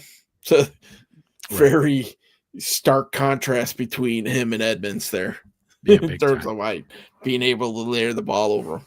Yeah, You see him just flailing his arms like there's no way I can reach this, but I'm going to jump to give the old college try. Edmonds is a freak though. He's so Yeah. freaking tall. But even still, TJ, he ain't the tallest dude, but he's great in coverage. He'll be around Yeah. that ball. But he's starting to get up there a little bit too, man. So we got to get younger there. We're known for linebackers in Chicago. How great would it be to find another just beast out there? I know. You know, but I don't think that they would be drafting linebackers high. I want to know what they saw in Hippolyte. Yeah, kid's fast, good in coverage. I think they saw a poor man's TJ Edwards. It's kind of how they described him, you know, and he was projected to be an undrafted free agent. Right. So, and they picked him in the 5th or something like that. It was a later round, but yeah, higher Didn't you send me that was a good thing you sent me. It was you, right? It was Poles his whole draft classes. Oh yeah, I sent you that. Where was that? Facebook? Yeah, probably because you're not on the most popular social media that's ran by China, but it had the full breakdown of the draft class. I was like, you know what? This is a good piece to have handy. It is. Like I'm gonna download it and save it to my computer. Okay. I mean, we could talk a little bit about it, but yeah. Some of his draft and stuff like that, you look at what Poles has done, just looking through the list, it was definitely more good than bad, and his higher draft picks seem to have stuck. The lower ones were the ones where you're like, "Who was this guy?" But that's typical of any draft. Sure. Let me see if I can't zoom in here a little Mhm. bit so you can make it legible. Scroll down. Hello? Hey, come on. All right, so this was his first draft. Yeah. No, Darnell Wright. no, that wasn't it. It was down here.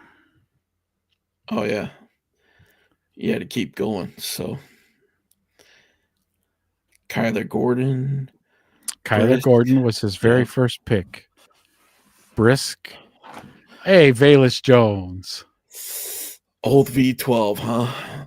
He blew a cylinder very early in his career. God, man, he couldn't catch a punt to save his life. I thought I saw him on like the Jaguars or something this year. I'm like, you're still in the league? Yeah, You can't teach speed, I guess. yeah, correct. But then you can't teach hands either. Obviously, because that kid couldn't catch a cold. Braxton Jones, we all know how that's going. Mm-hmm. And Dominique Robinson finally is kind of showing something if he could stay on the effing field. Yeah. Zachary Thomas, I don't even long know who gone, that right? is. Maybe Yeah. he's on the practice squad. I don't know. Then his following year, he goes Darnell Wright. He's looks like a winner.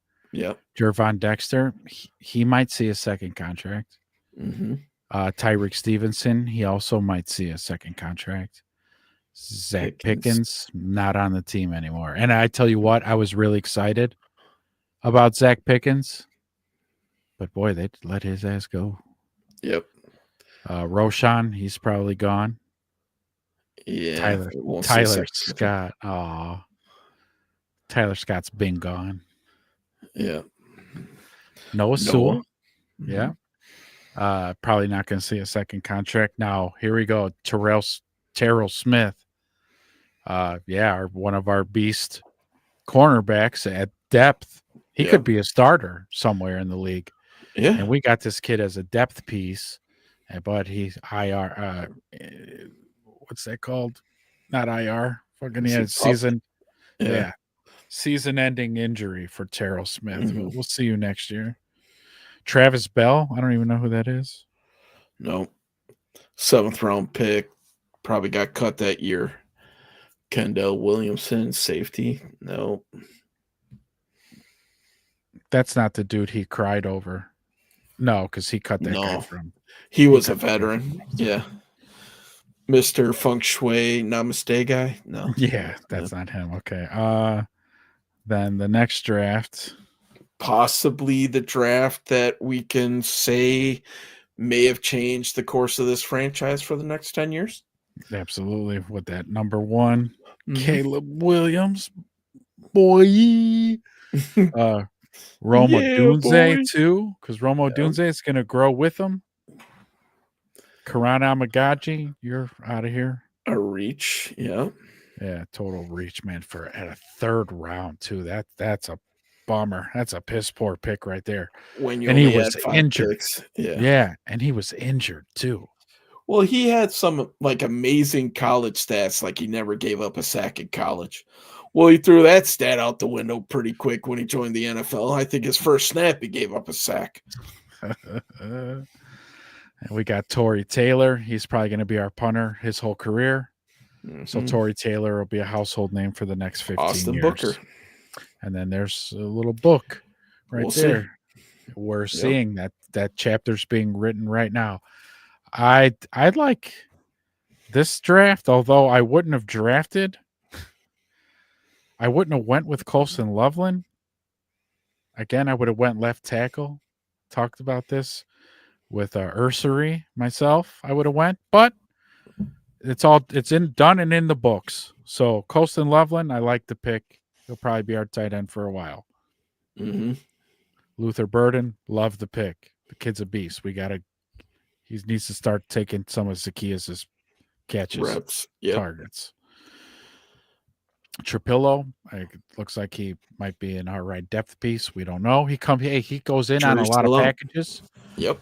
which is good to see him active in the offense like that. So the kid's getting game time reps. So Mm-hmm. that pick wasn't terrible. Shamar Turner, my God, I was Why? one. Yeah, Why do I you was have to get hurt? Yeah. honestly, I was really hopeful of this kid. He was just beginning to get a lather going, Mm-hmm. and out for the season. My God, Ruben Hippolyte. 4th round. Wow. Yeah, Okay. yeah, a little high for Hippolyte there. Mm-hmm. We'll see how what pans out. He's just coming back from injury, so we'll see. This one was also a head scratcher. Zay or Za Frazier. Yeah. He just missed everything.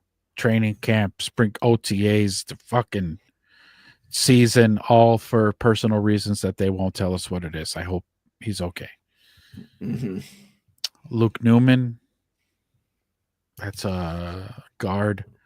Was he the one out of Michigan State? I think. Possibly. All I know is we don't see him on the field. No.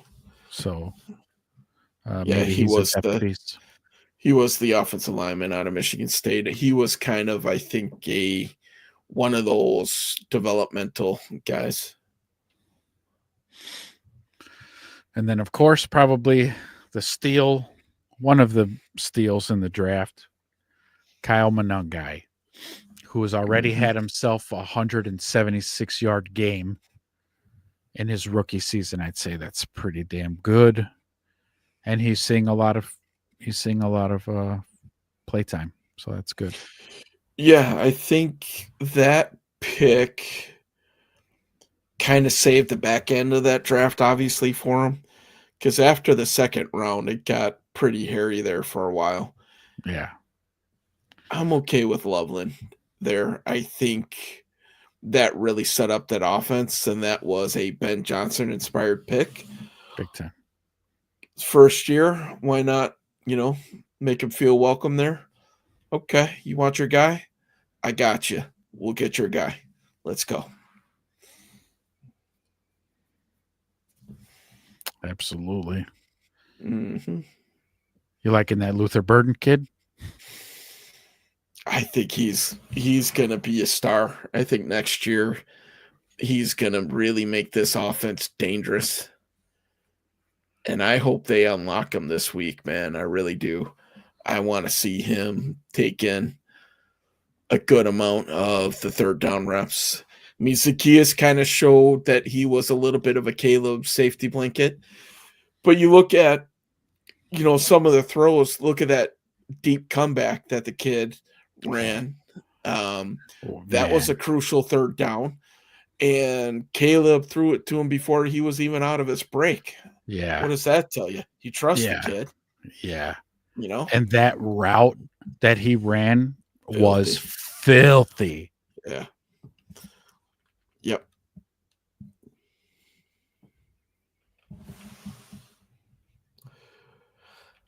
So would you say more good than bad? 50-50? More bad than good? Yeah, more good than bad. No doubt. Yeah. I would think I would have to agree with that, right? Yeah, here we go. I just want to show this because this is fucking nuts. Oh, you're throwing it up, the Burden? Mm-hmm. Yeah. I mean, the way that he stopped on that cold field, that's not easy, man. You and I have both played on when that turf starts freezing a little bit, where it feels like you're running on rocks. Yeah, it's concrete. Yeah.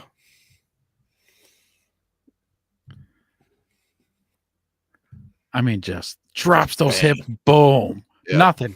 You can't defend that shit. No. You can't defend that shit. No.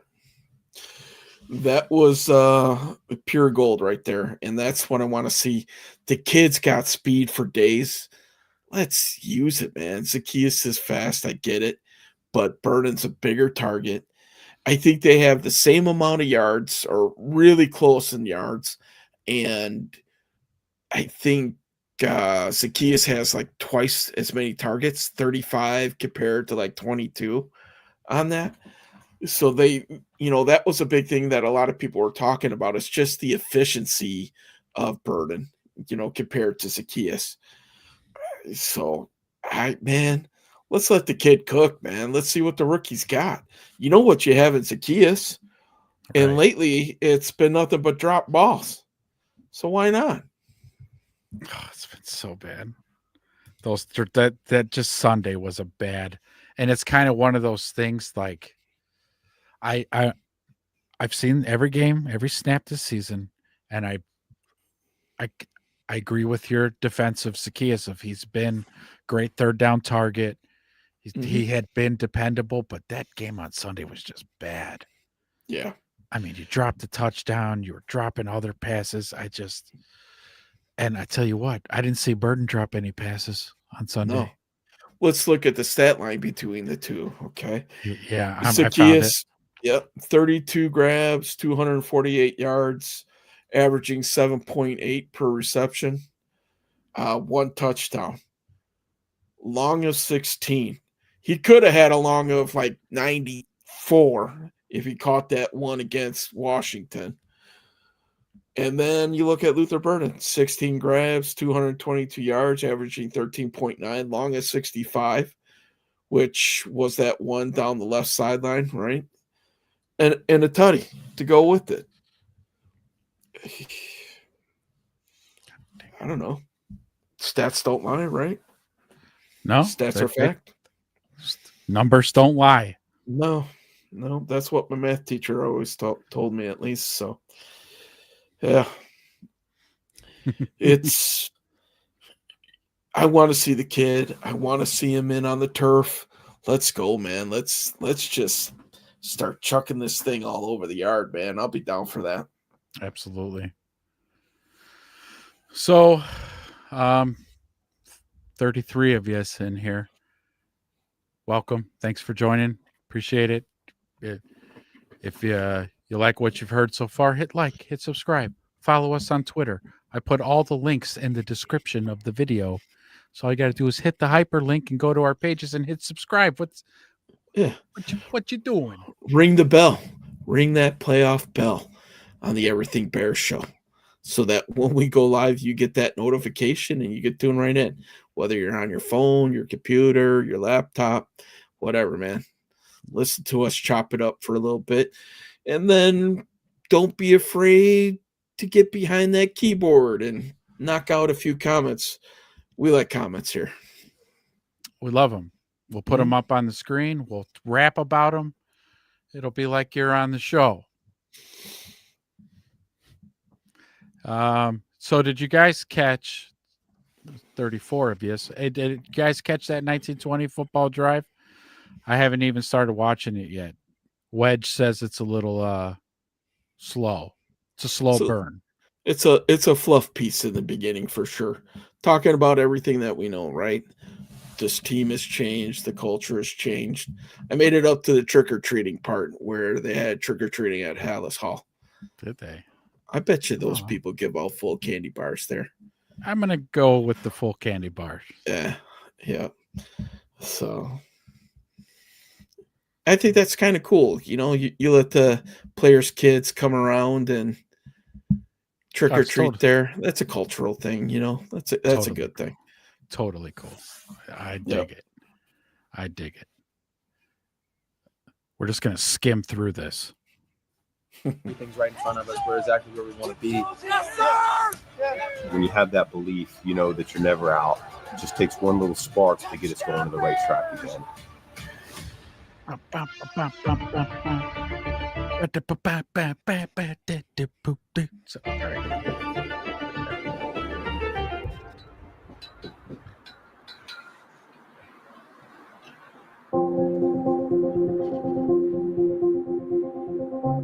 Rested, recharged, ready. Team photos. I love me some Jeff Joniak. Oh, Joniak, are you kidding? He's the GOAT. I don't know what's going to happen when they have to replace him. It's going to be the equivalent of like Harry Carey. I mean, if for some of us older Bears fans, I mean, we had Wayne Larrivee for when I was a kid. He was the voice of the Bears for me. Oh, And the fact that he left to go announce for that team up north, I was like a dagger to my heart. To coin his phrase, right? This is your dagger. Thanks. It's right in my back now, you freaking traitor. But I still love listening to him. When I'm driving around and there's nothing else on a Sunday and I can't get the Bears, I'll listen to his voice. The way he announces the game, by far, yeah, childhood memories right there. iconic, nostalgic. Mm-hmm. So I have to do this. Oops, let me go back because I heard a little rumor and I want to see it for myself. And I think I saw Ready. it. Yeah, see? Okay, so I heard from a source that in this team photograph, someone maybe felt like he's too fucking good to be in the team photo. He didn't make Okay. it. And sure enough, if you look here to the bottom left, because they line up numerically, chronologically, that is, you got DJ who wears number 2 right here. Mm-hmm. Who's missing? Who's not sitting to his left? Who wears number 1? Jalen motherfucking Johnson. Hmm. Okay, you're injured. I get it. You could be rehabbing. I get it. But Right. you got to go, hey, you know what? I can't make physical therapy on Thursday because the team photos. Got to go take my team photo. I need answers. I need answers. Interesting. Is that why all of a sudden, after the Bears are 6-3, his rehab is going a lot quicker? Maybe. So I have a theory about that one too. Okay, I figured this is where we're going. So I think, aside from him listening to our show, obviously, aside from that, I think the team is the team's 6-3, and he's got to be like, "Fuck, man, I don't get to partake in any of that good, better, best. Never let it rest. I'm not around the team. Then be around the team. You could be around the team. I don't think you rehabbing and stuff doesn't mean you can't be at Soldier Field on Sunday with the team. Yeah, on the sideline, Chuck. Yeah. So I think Agreed. there's a little bit of he's feeling left out from all the fun and goings ons that he's like, fuck, I got to get back on the field. I got to get back. Okay. That's my opinion. I don't know. Good. I hope so. If that's what it takes for you to, step up your rehab assignment, good. Get your ass in there. Yeah, get back on the fucking field. Yeah, let's go. We all love you, but when you're not on the field, who gives a shit, right? We don't care about you. Yeah. We only like you if you're making plays. Let's go. That's, unfortunately, it's you make a lot of money to be out on that field, but yeah, so he wasn't there. So okay. Jalen Johnson feeling himself a little bit here. You saying he's thinking he's a little bit bigger than the team right now? He might be a me guy. Oh, not a team guy. Let's table this, and over the next season and a half here, we'll see. I think that would be very apparent. And if he is that guy, I don't think he fits in with this team. And I think you would see him get shipped out if that's what the front brass thinks too. Yeah. So yeah. I'd agree. Well, I think there's something else that's tricky about him. His contract. Something with his contract. I think he's done with his guaranteed money. So this could be another kind of thing. If we're reading too much into it, this could be another thing that could be stalling his return. Because why am I going to rush this if I get hurt again? I have no guaranteed money coming to me. So I'll just really take my time getting back on the field. Man, I hope that wouldn't be the case. I Isn't mean, me he in year too. 2 of his contract? Is it 2 or 3? I don't know offhand. And I don't want to think that about Jalen either. Everything that I've seen in interviews and his play on the field, I mean, he doesn't seem like that guy, but you aren't here for the team photo. Mhm. You didn't show up. Is he not allowed? Is he on IR? What's he on? Is there like some specific Long-term IR, maybe? so somebody with that status maybe can't be in the team photo? Maybe. And I'm just being a conspiracy theorist. Well, he restructured his deal this year in September 2025 to free up some cap space. I mean, so if we're looking for signs that maybe he is a team guy, I mean, maybe it's there. I don't know. I'm sure when they restructured, they paid him more money up front. So I take that for what it's worth. Yeah. Yeah. Well, I don't know all the ins and outs of what's going on at Hallis. Hmm. I should But- hit up Cream Yeah. Sleeve. He's signed through 2027. So total guaranteed 51.4. They paid him 43.8 of that up front at signing. Woo! Yeah.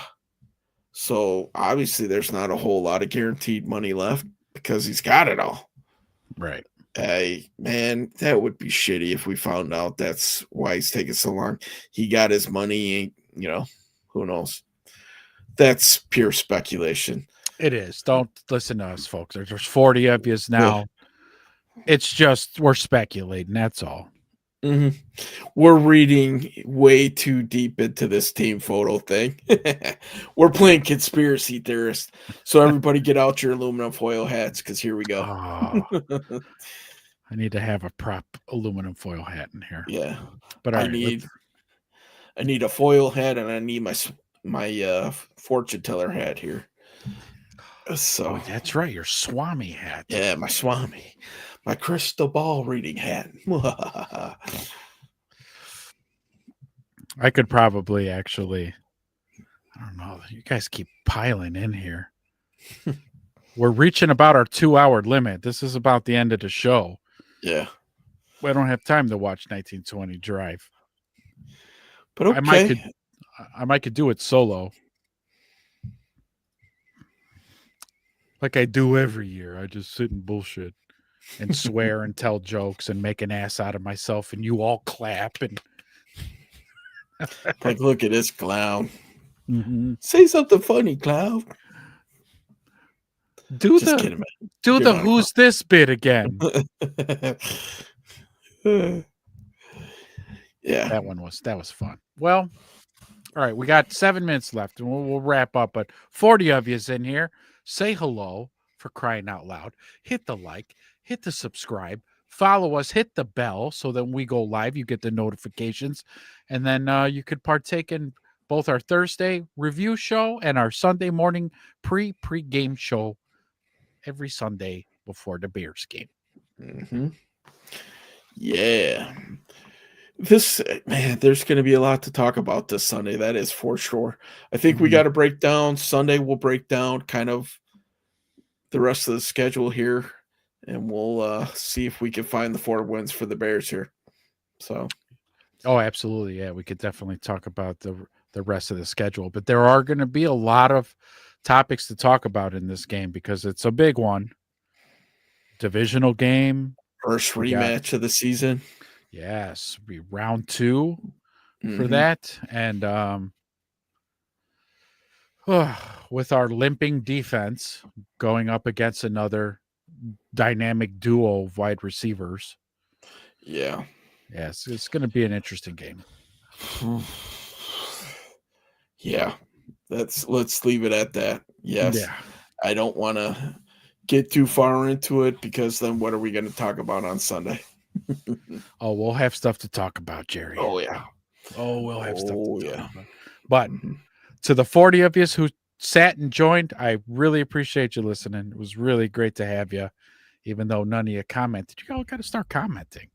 You know, every now and then we got that one show we had. Boy, we had multiple people firing away with comments. It was great, but that's all right. If you stayed and listened to us banter for 2 hours, we thank you so very much. I guess that's about it. We'll see you all Sunday morning. Yeah, let's get ready. Big game, guys. You know, come with your comments, be prepared. And we'll get into the Vikings, man. It's big game for the Bears. Big game for our beloved Bears. Absolutely. So, right. What do you say? We're going to put a bow on this thing? Put a bow on it. All right. We'll put a pin in it, too, for Sunday, huh? See y'all then. Guys. Peace. Peace.